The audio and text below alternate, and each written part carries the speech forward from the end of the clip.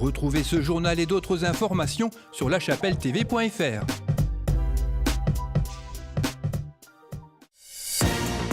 Bonjour et bienvenue dans l'édition du 29 décembre de La Chapelle Info. Les marchés de Noël des écoles Mozart et Louis Bartier. L'association Yaka fait découvrir toutes ses activités lors d'un après-midi sur le thème de Noël. Un après-midi jeune public à l'espace Mandela avec au programme 2 spectacles. Et pour finir, le Père Noël en personne est venu visiter le marché.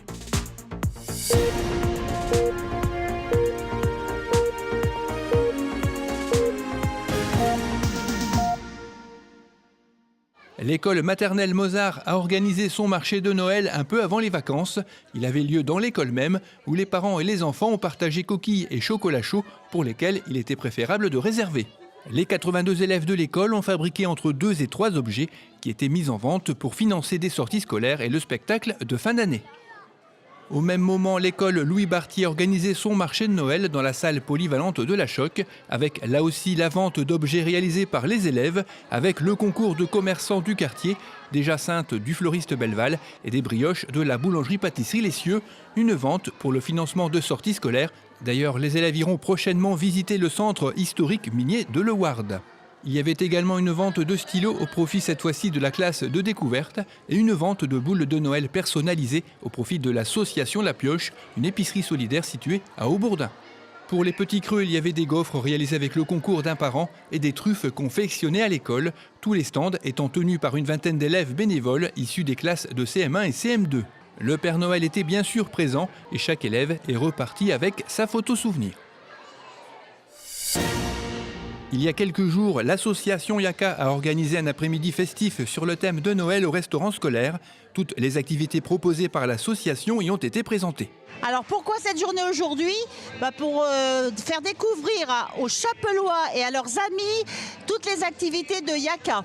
Donc ça va de la country là, que vous entendez, aussi bien aux activités de peinture, de dessin, de stage fimo, de stage de porcelaine de peinture sur porcelaine, mais aussi pour faire connaître le jumelage, la damoiselle et les autres activités de Yaka, le théâtre, le festival de théâtre du mois de mars, le cours de théâtre enfant, plein de choses. J'espère que vous étiez avec nous, mais vous voyez, nous on est avec le Père Noël et le temps d'un moment, on redevient enfant. Tant pis pour vous, vous viendrez l'année prochaine. Joyeux Noël et bonne fête de fin d'année à tous. Des démonstrations ont donc rythmé l'après-midi avec la country et les Calamity Country Dancers qui se sont produits à plusieurs reprises, du théâtre avec des sketchs présentés par la Nélise Compagnie et les Inattendus, sans oublier les enfants avec la toute jeune Théâtre Académie pour les 8-13 ans. Et c'est l'atelier chant Apogio qui a clôturé ces démonstrations avec quelques chants de saison. Une exposition présentait des œuvres réalisées durant les cours adultes de l'atelier et enfants du carré des artistes avec des élèves très studieux et les ateliers créatifs avec la peinture sur porcelaine et les créations en pâte fimo. Des dégustations de spécialités anglaises ont permis de combler les petits creux avec en prime les salutations de Sa Majesté.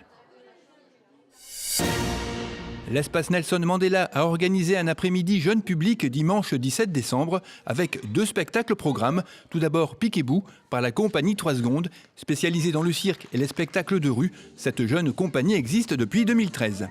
Alors ce spectacle, c'est vraiment sur le thème du voyage. Piquez-Bou, c'est on va dire 2 femmes enfants qui décident d'aller à la rencontre des enfants, mais aussi de leurs parents. Et ces 2 personnages-là prennent plaisir à voyager, à partager des choses, à faire des rencontres. Elles aiment beaucoup jouer et durant leur voyage, il leur arrive des péripéties. Elles se perdent, elles découvrent des paysages magnifiques. Et elle décide de raconter aux enfants tout ce qui leur est arrivé pour arriver jusque-là.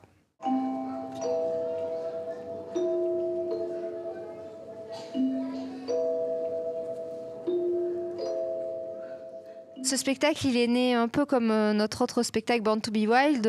C'est qu'un jour, on a eu en fait une commande pour aller jouer un spectacle dans une crèche. Et on n'avait jamais réellement fait ça. Et nous, on est assez aventurières et on s'est dit, allons-y, pourquoi pas. Donc, en très peu de temps, on a créé quelque chose qu'on a présenté. On s'est bien amusé, mais on n'était pas très fiers du résultat. Mais on a une super équipe avec nous, donc un super metteur en scène, scène, techniciens, qui étaient là ce jour-là et qui nous ont dit « Non, mais les filles, il y a du potentiel, faut pas lâcher ça, faut continuer ».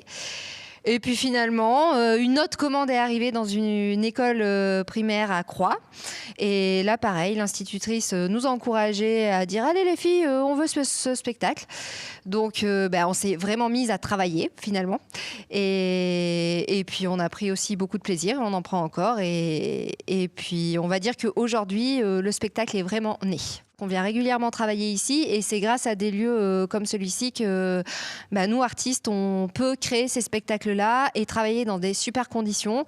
Donc il faut continuer ça, continuer à accueillir des artistes en résidence. C'est super important parce que c'est grâce à ça qu'aujourd'hui on est là. Voilà. Donc merci à Guillaume et merci à tous. Ce fut ensuite au tour de la compagnie Pirouette Théâtre et son spectacle Un jour la nuit. Cette compagnie qui fêtera ses 20 ans en 2019 était spécialisée jeune public lors de sa création.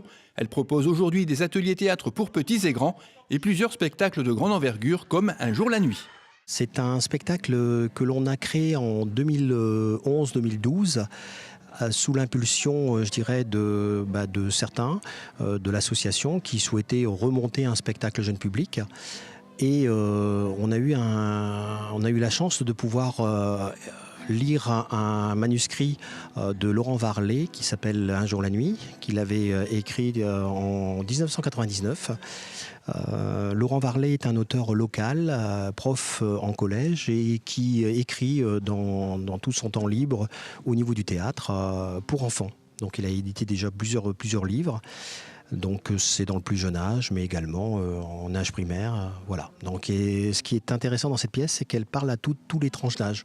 Au niveau intergénérationnel, c'est aussi bien pour les enfants, mais c'est aussi visible pour les parents et les grands-parents.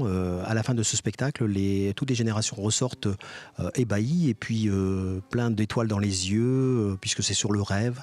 C'est un mélange, on dirait, de contes célèbres entre Toy Story, Alice au Pays des Merveilles ou encore, je dirais, Peter Pan. Voilà, donc on a tous une âme d'enfant et c'est l'histoire donc d'un enfant qui se retrouve dans sa chambre et le soir, la nuit, il est aidé par un ami qui ne connaît pas mais qui en fait petit à petit fait connaissance avec lui, qui s'appelle La Nuit. La Nuit, c'est l'ami de la nuit et qui permet de l'accompagner tout au long de sa nuit avec justement, il découvre donc que dans son coffre à jouets, tous les jouets s'animent et puis prennent forme humaine et justement l'accompagne dans cette nuit folle.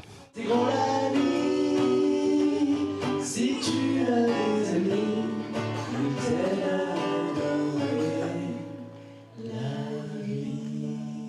comme on a beaucoup de demandes, on a 2 équipes qui tournent sur ce spectacle. Il faut dire qu'on est actuellement à 10 000 spectateurs, 6e année, plus de 80 représentations à travers le nord de France, Belgique. Voilà. Donc plus ça va et plus on est demandé très loin. Donc on est très content parce que c'est un spectacle qui vaut le déplacement pour tout le monde. Ça dure 1h05, c'est musical, c'est théâtral et c'est génial.